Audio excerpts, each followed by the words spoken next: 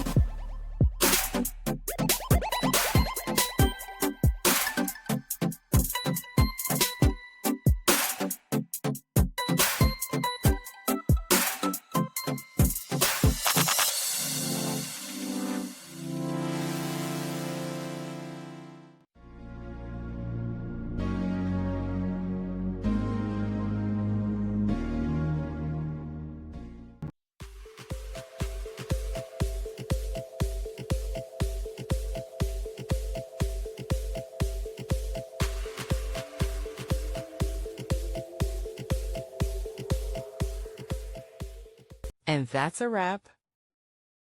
I hope you found the answer you were looking for. If you did, take a second to hit that subscribe button. It really helps out. And let me know in the comments which solution worked best for you. See you next time in the debug zone.